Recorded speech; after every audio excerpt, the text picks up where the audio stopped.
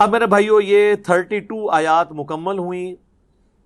اب ایک نیا ٹاپک شروع ہو رہا ہے اور یہ مسلسل 30-40 آیات پہ پھیلا ہوا ہے ایک پورا سبجیکٹ, اور وہ ہے عیسیٰ ابن مریم علیہ السلام کا تعارف اللہ تعالیٰ نے کروایا ہے.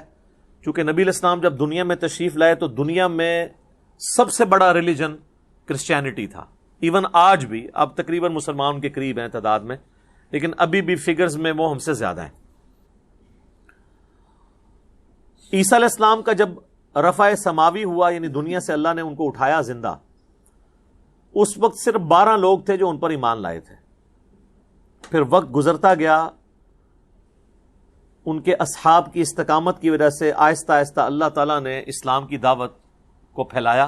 ظاہر ہے اس وقت تو اسلام ہی تھا وہ. اور پھر حضرت عیسیٰ علیہ السلام کے رفع سماوی کے آلموسٹ 300 سال کے بعد کانسٹنٹائن بادشاہ تھا رومن امپائر کا, بت پرست, اس نے اسلام قبول کر لیا. اس کی وجہ سے پوری کی پوری رعایا کرسچینٹی ان کا مذہب بن گیا. یعنی پہلے یہی ہوتا تھا نا کہ جو بادشاہ کا دین ہے وہ آپ نے رکھنا ہوتا تھا. اس میں پازیٹیو چیزیں بھی تھی اور نیگیٹو بھی تھی. اگر بادشاہ کافر ہے تو نیچے پھر موحدین کی پرسیکیوشن شروع ہو جاتی تھی. تو اسی چیز کو اسلام نے پھر اکھاڑا ہے تلوار کے ذریعے, اور رومن اور پرشین امپائر کو ختم کیا, ان کی بدماشی ختم کی ہے. اب دیکھیں, اب کوئی امپائر اس طریقے سے قائم نہیں ہو سکی کہ جو زبردستی اپنا ریلیجن اڈاپٹ کروائے لوگوں سے. تو نبی صلی اللہ علیہ وآلہ وسلم کی جب دعوت یوں پھیلنا شروع ہوئی تو سب طرف پھر لوگوں کے کان کھڑے ہونے شروع ہو گئے. آپ نے خصوصاً جب خطوط لکھنے شروع کیے رومنز کو اور پرشین کو, تو ان کا یہ تو لگتا ہے کوئی معاملہ بڑے لیول کا ہونے لگا. تو پھر نجران کے کچھ کرسچن جو پادری تھے وہ مناظرے کے لیے پہنچ کے مدینہ شریف. یہ آپ کو آج بھی سمجھ آئے گا, جہاں کہیں دعوت کھڑی ہوتی ہے نا تو یہ معاملات شروع ہو جاتے ہیں. یہ آپ دیکھتے ہیں نا علماء کے کلپ, جی ہمارے سامنے بٹھائیں, جی آپس میں تو آپ لوگ بیٹھتے نہیں ہو سوائے جب چندہ اکٹھا کرنا ہو یا رمضان نشریات میں پیسے لوٹنے ہو یا کبھی کوئی سیاسی طور پہ اکٹھا کرنا ہو, ورنہ ادروائز تو آپ لوگ تو آپس میں ایک دوسرے کے پیچھے نمازیں نہیں پڑھتے ہو. تو ہمیں کہتے ہیں آپ ہمارے سامنے بیٹھیں, آپ تو آپس میں نہیں بیٹھتے تو ہمیں کیوں بٹھاتے ہیں. تو وہ کرسچنز پادری جو ہیں نبی علیہ السلام کے پاس ڈسکشن کے لیے مدینہ شریف کے لیے چل پڑے.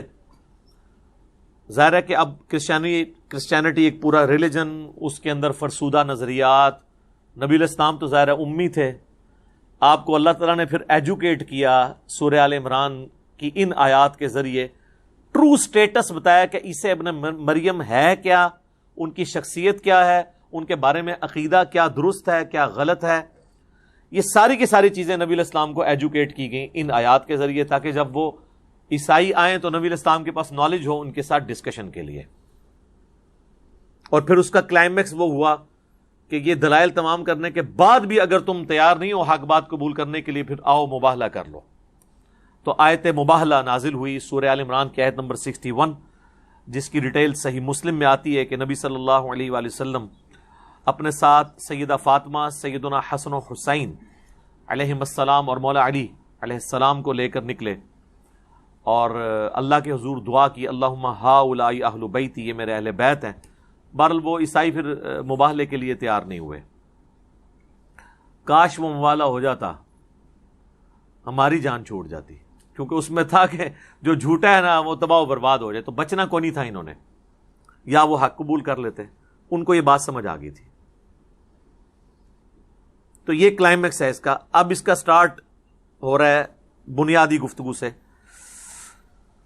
ان اللہ اصطفى آدم و نوحا و آل ابراہیم و آل عمران علی العالمین. بے شک اللہ تعالیٰ نے چن لیا آدم علیہ السلام کو, نوح علیہ السلام کو, ابراہیم علیہ السلام کو,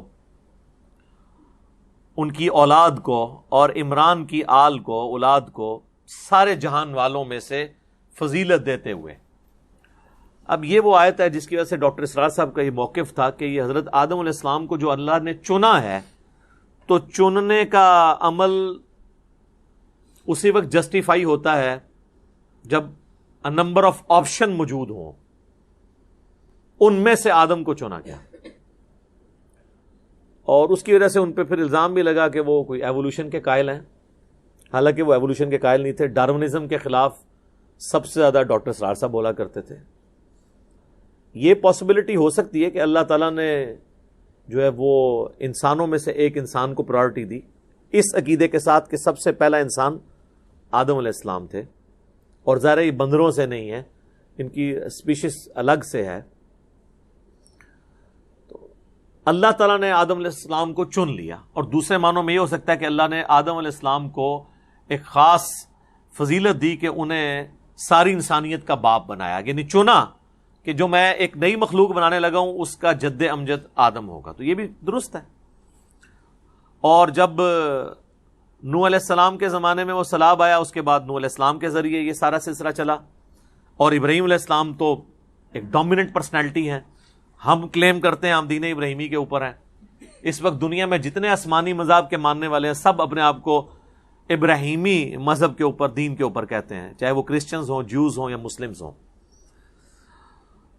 اور یہ آل عمران جو ہے، عمران یہاں پر بعض بہت کم محدثین کا اور مفسرین کا موقف ہے کہ یہ عمران سے مراد حضرت موسیٰ علیہ السلام کے والد ہیں. اکثریت کا موقف یہی ہے کہ یہ عمران وہی ہیں جن کی نسل کا آگے ذکر ہو رہا ہے، سیدنا عیسیٰ علیہ السلام کے نانا اور سیدہ مریم سلام اللہ علیہا کے والد، یہ وہ ہیں عمران. آل عمران کو اللہ تعالیٰ نے چن لیا. ظاہر ہے کہ پھر ان کی اولاد کو اللہ نے چنا نا، سیدہ مریم کو فضیلت دی، پھر ان کے ساتھ معجزانہ معاملہ فرمایا، اور پھر ان کے عیسیٰ علیہ السلام کی ولادت ہوئی، اور پھر وہ پوری دنیا میں، آج دیکھ لیں دنیا میں حضرت عیسیٰ علیہ السلام وہ اتنی بڑی پرسنالٹی ہیں کہ اس وقت دنیا میں سب سے زیادہ جس پیغمبر کے ماننے والے ہیں وہ حضرت عیسیٰ علیہ السلام ہیں. کرسچنز ٹوٹی پوٹی فارم میں مانتے ہیں، ہم ان کو ٹرو فارم میں مانتے ہیں، ہم بھی شامل ہیں اس میں ان کے ماننے والوں میں. ٹھیک ہے، تو عیسیٰ علیہ السلام بہت غیر معمولی شخصیت ہے. یہ حقیقت بات ہے کہ پیغمبروں میں جتنی کوالٹیز اللہ تعالیٰ نے معجزات کی شکل میں حضرت عیسیٰ علیہ السلام کو دی ہے، یہ کسی اور پیغمبر کو نہیں اس طرح کی کوالٹیز ملی. پیدائش معجزانہ، اٹھایا جانا معجزانہ، آج تک زندہ ہے. دنیا میں ایک ہی شخص ہے جس نے دوبارہ آنا ہے، عیسیٰ ابن مریم. اور جو معجزات دیے وہ اتنے غیر معمولی ہیں، وہ اب یہاں پہ ذکر آئے گا تو ساتھ ساتھ ہم ڈسکس کریں گے.